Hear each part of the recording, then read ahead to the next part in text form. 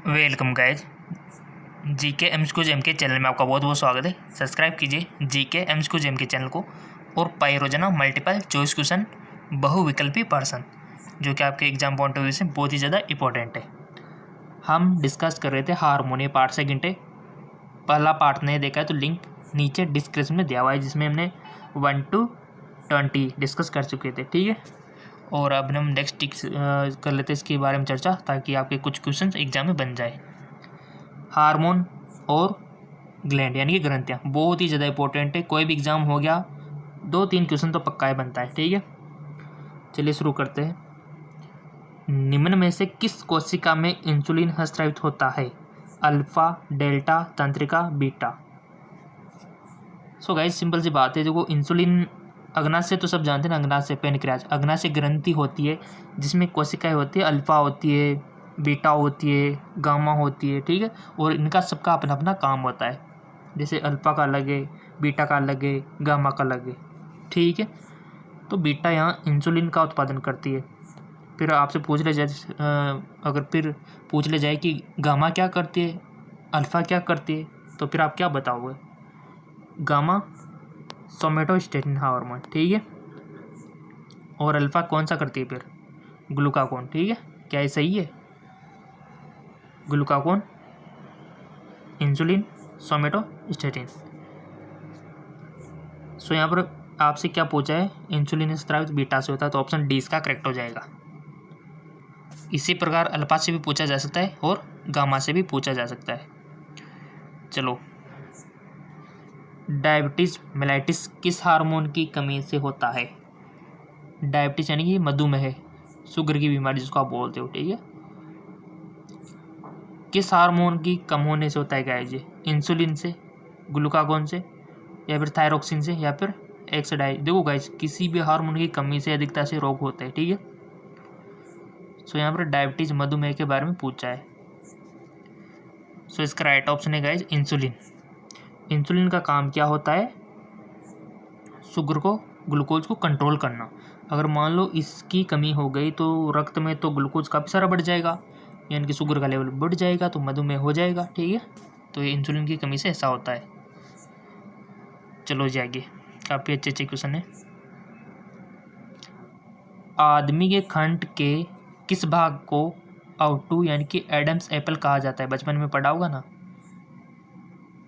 Cricoid उपास्थि, खंड, श्वसनी, या फिर थायराइड उपास्थि।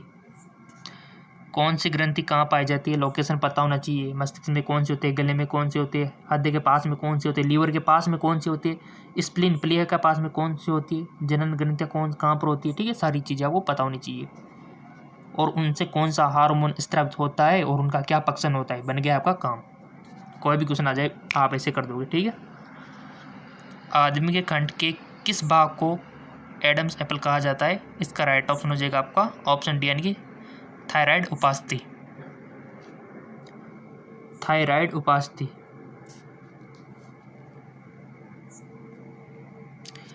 निम्न में से कौन सी अंतःस्रावी ग्रंथि गर्दन में स्थित होती है?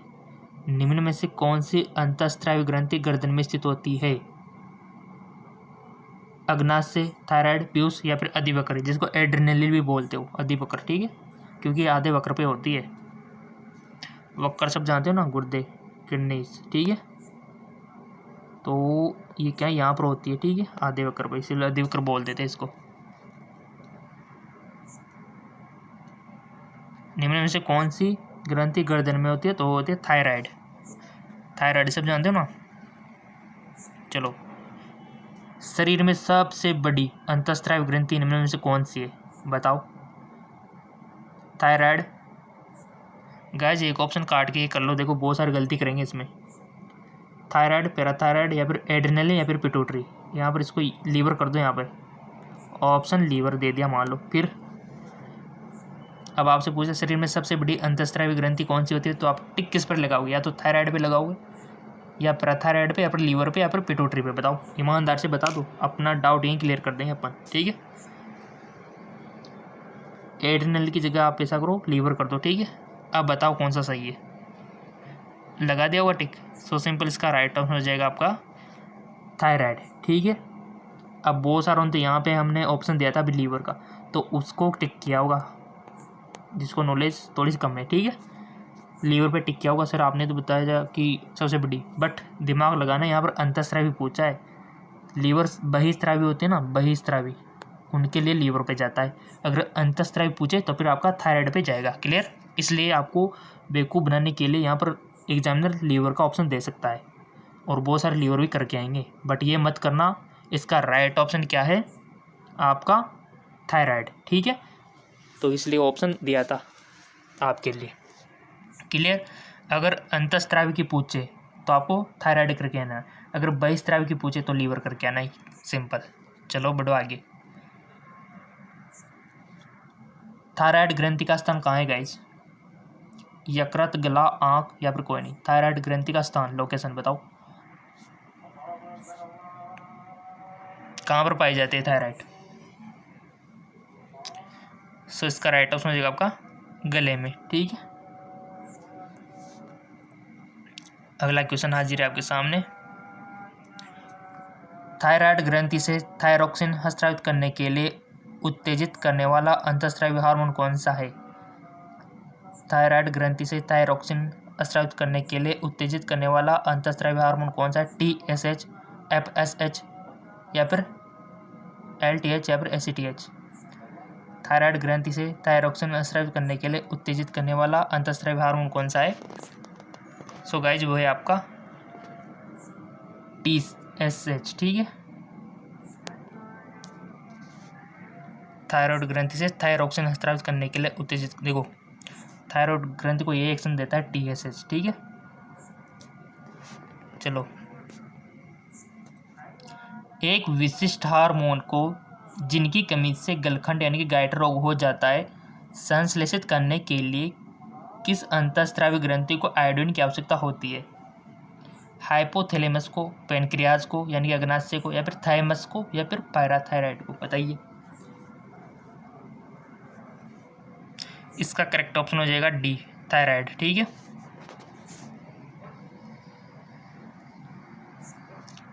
किसकी कुसंक्रिया का कारण मानव शरीर में मिक्सडीमा होता है?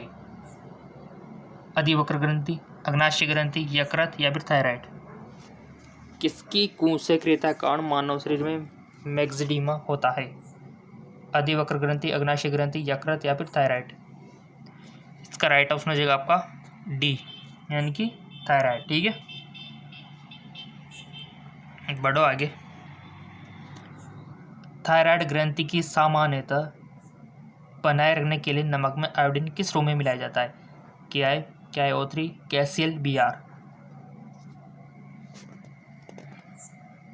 इसका राइट ऑप्शन हो जाएगा KI, ठीक है।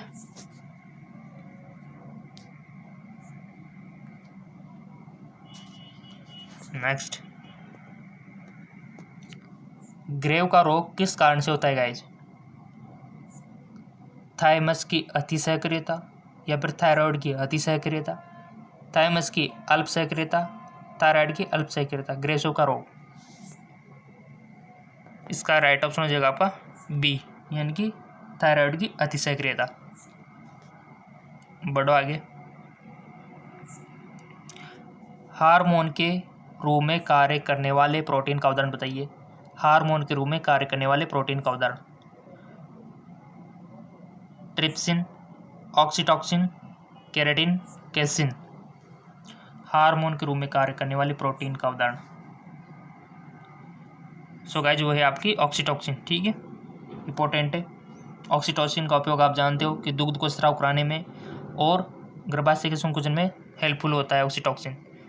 और आपको पता है कि आजकल तो ऑक्सीटॉक्सिन के इंजेक्शन जो दूध देने वाले जानवर होते हैं, जैसे गाय होगी, भैंस होगी, उनमें भी लगाने लग गए अधिक दूध प्राप्त करने के लिए, जो कि गलत बात है, ठीक है। ये ऑक्सीटॉक्सिन क्या होता है? फिर दूध में अगर मान लो किसी जानवर को लगा दिया इंजेक्शन, ठीक है, इंजेक्शन किसी जानवर को लगा दिया, तो ये जानवर का दूध कोई पिएगा तो ऑक्सीटॉक्सिन तो उसमें भी जाएगा, ठीक है। तो ये अच्छी बात नहीं है, फिर उसमें सिम्टम आ जाएंगे, फिर समझ सकते हो आप, ठीक है।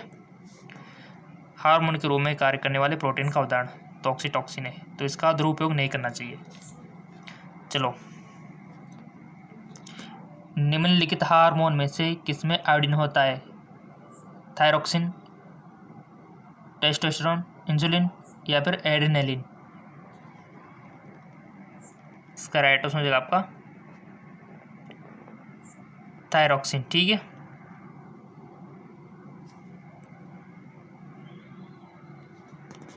बढ़ो आगे।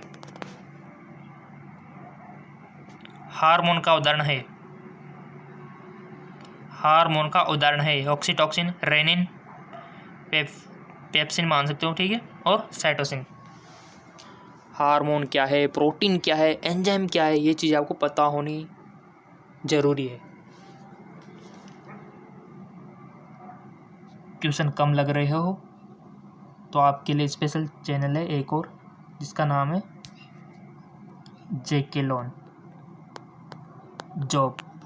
लिंक नीचे दे रखा है डिस्क्रिप्शन में, कोई दिक्कत वाली बात नहीं है, आप उसको फॉलो कर लेना। हार्मोन का उदाहरण है सो गाइस जो है आपका ऑक्सीटोसिन। ठीक है,